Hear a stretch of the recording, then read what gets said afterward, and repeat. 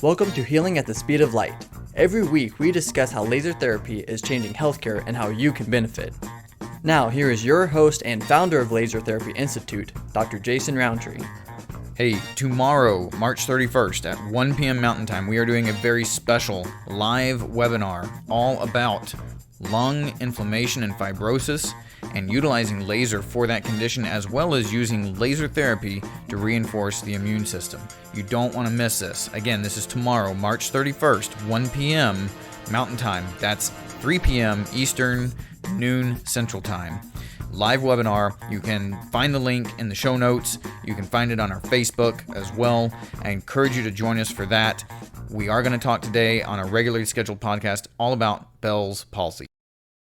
Hello and welcome back to Healing at the Speed of Light. I am your host, Dr. Jason Roundtree, and I'm excited to be talking to you today for a couple of reasons. One, we've got a new microphone, so hopefully you're enjoying the crisp, clear audio from our new equipment. And number two, we're going to be talking today about a condition that has a lot of emotional and psychological side effects that go along with it. And it's a physical condition, but it's one that really drastically affects those that suffer with it because of the way they have to go about their day-to-day, some of the questions that they have to answer, and we're talking about Bell's palsy. Now, if you've experienced this yourself or you've watched somebody else go through it, you know a few things about it. For one, it's not life-threatening, but it is kind of initially disturbing and worrisome, and then as the disease kind of progresses and hopefully resolves, it can be emotionally difficult to deal with because of the physical appearance. So if you're not familiar with Bell's palsy, here's what it is. It's a one-sided paralysis of the face. It's not too common, but it does happen out there. It's listed as being a rare disorder, but it's one of those that many times people will mistake this one for a stroke initially. And the thing is, it is difficult as a non-medical person to differentiate this from a stroke. So you always want to have a good emergency medical evaluation whenever you have any kind of paralysis, whether it's of an arm, a leg, or the face. Now, in this case, it is not a stroke. It's not stroke related. What it is it's trauma to the seventh cranial nerve, which is called the facial nerve, and that's the one that gives you control of the muscles of the face, but not sensation. So in most cases of Bell's palsy, you don't really feel much for pain or numbness or tingling, but definitely you'll get the paralysis. And this will involve the forehead and from the kind of side of the nose, basically from midline over the entire side of the face. So you'll see some drooping to the corner of the mouth. A lot of times people have difficulty eating and drinking or have a little bit of drooling out that side. Oftentimes this comes with an inability to close the eye, so you can have eye dryness. And in some occasions this will involve some headache and some pain as well. The most obvious one, though, is the expression abnormality. So when somebody goes to smile or laugh or even just talk, there's a very drastically noticeable change to that side of the face and the mouth. And that's one that usually bothers people the most, right? Is that kind of abnormal appearance, and when they're out and about, and then having to explain to people, no, it's not a stroke, no, it's a palsy, it's Bell's palsy, it should hopefully resolve on its own, and that is, in many times, the case. Is the treatment is to basically wait for this to recover kind of spontaneously on its own. It often takes weeks, though, it can take quite a while, and some cases don't recover. So the current treatments are corticosteroids, or kind of like an oral cortisone that you can take to reduce inflammation, and then some physical therapy sometimes is prescribed to help patients with learning some exercises to do, maybe get a little bit of massage to try and help the muscles recover as they start to get nerve signals again, because what happens is that nerve gets irritated or traumatized somehow. It can be an infection, it can be an inflammatory process, but once that nerve is irritated, it basically stops sending signals to the muscles of the face. And then the idea is that over time, that starts to recover, and the muscles start getting signals again. But I'm gonna jump to the end here for just a second, so spoiler alert. We're talking about today a particular study.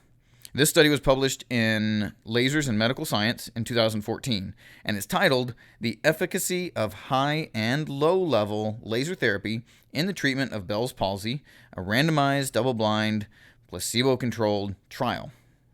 Let me break that down for you. Basically, they're comparing high-power and low-power laser to just exercises only.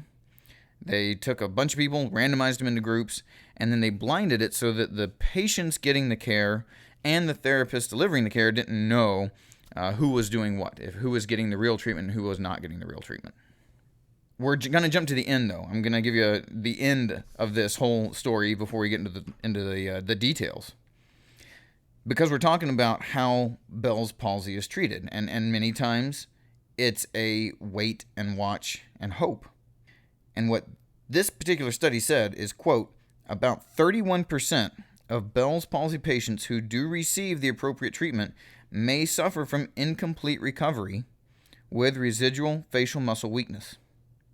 So even with waiting, watching, and with proper treatment, which oftentimes does include steroids or physical therapy, about a third of patients can still end up with ongoing problems after the condition has, quote, resolved, right?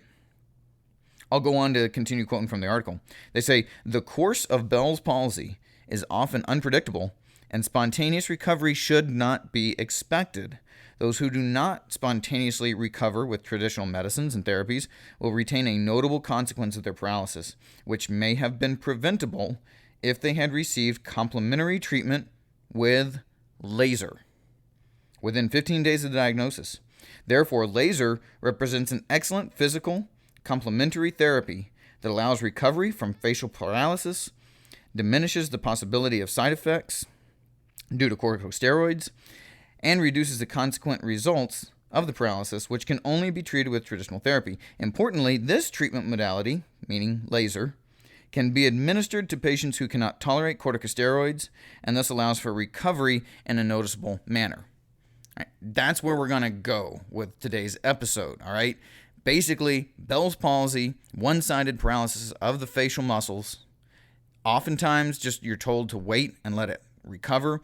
This study is straight up saying that laser should be started within the first 15 days after the diagnosis to minimize the chance that you're in that 1/3 of patients who have ongoing problems even after this disease is resolved. So that's where we're going. Let's talk about this study in particular. And just as a reminder, especially in the medical field, we like talking in terms of percentages and percent of success versus percent failure. And when we talk about, 60-some percent, 69% or so of people are going to recover just fine, it's so easy to just kind of leave out the percentage of people who don't recover. So just to emphasize, yes, many times people will recover pretty well with this, but we're talking about those who don't and trying to minimize the percentage of people who don't have full return of facial muscle control. Because that's the worry when you're dealt this, when you end up with a Bell's palsy, that's the concern, right, that I see with people all the time is they go, what if I don't recover? I've been told that I'll be fine, but what if I'm in that percentage that doesn't? Well, this is all about reducing the likelihood of being in that percentage of people who don't recover. Okay, so this particular study, right? This is 2014, this was published. They chose laser for a couple reasons. I'll again give you a quote from the study. Laser therapy has a favorable prognosis in the regeneration of peripheral nerves in both neurosensory and neuromotor deficits, so sensation and movement, and conditions such as trigeminal neuralgia, neuropathy, lower back pain with sciatica pain, and herpes zoster. That's shingles. So application of a laser produces both local and systemic effects that can enhance the nerve regeneration process, because with Bell's palsy, that's exactly what we're talking about, is regenerating the nerves.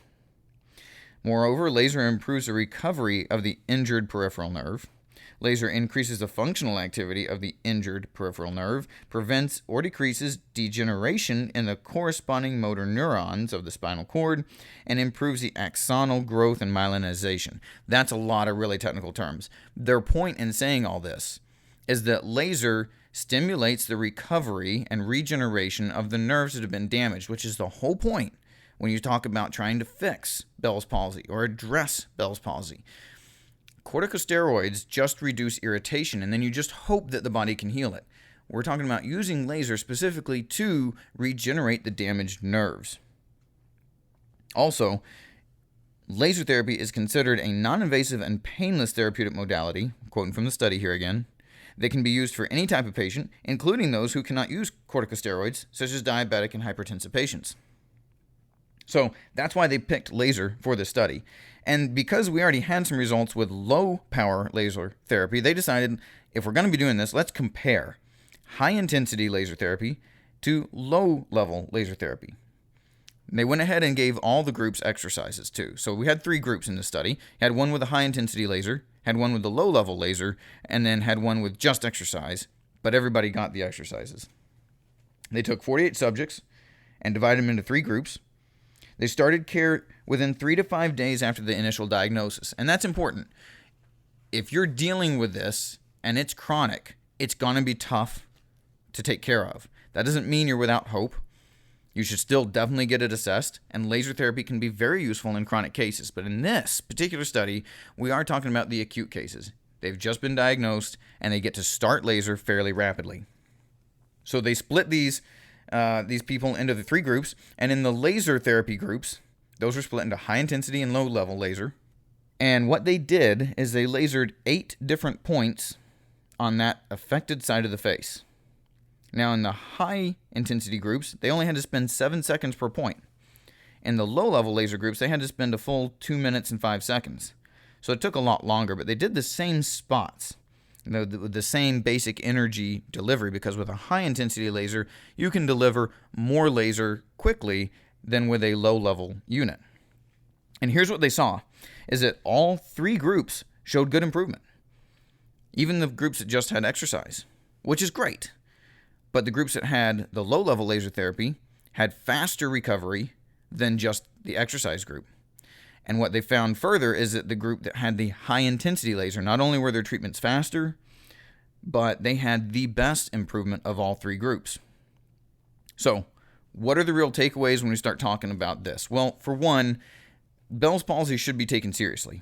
You shouldn't just wait and watch and hope that it recovers, because, like we said just a little while ago, there's a percentage who do not spontaneously recover. And they may have ongoing consequences, which again may have been preventable if they had gotten laser therapy within those first couple weeks. So I think it's important, even if you've not dealt with this yourself, it's important to get this knowledge out there, because many people who are dealing with the ongoing effects of having had Bell's palsy, if they did not fully recover, they could get laser and see some improvements. But also, if you have an acute attack, now you know that it's important to go ahead and get laser therapy as soon as you can, because it really can make a big difference. I mean, it's pretty rare to see a study come out and say, look, you should be getting laser pretty quickly if you have this diagnosis, so that you can avoid some of the chronic effects that can occur if you don't have that full recovery.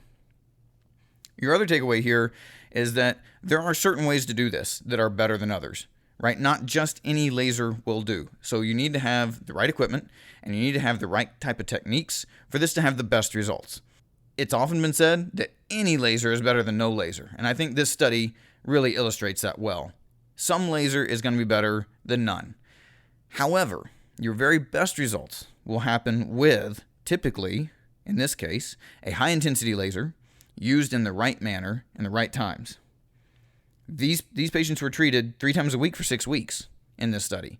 So it may take some time, but it's absolutely worth your investment and your time to get this done so that you can avoid the chronic effects of this Bell's palsy, this one-sided facial paralysis. If you have questions on your particular case, if you have questions about this study or the type of laser that should be used, or you want to know where a doctor is who can help you with this particular condition, please get a hold of us. Go to our website, lasertherapyinstitute.org. You can find a provider near you. And if you're having trouble with that, again, just email us. We'll be happy to help you find the right type of care. I will see you next week. Subscribe to this weekly podcast for more great information. Find a certified laser therapy clinic near you at lasertherapyinstitute.org. If you're a healthcare provider, check out our practitioner-focused Laser Therapy Institute podcast. Thanks for listening.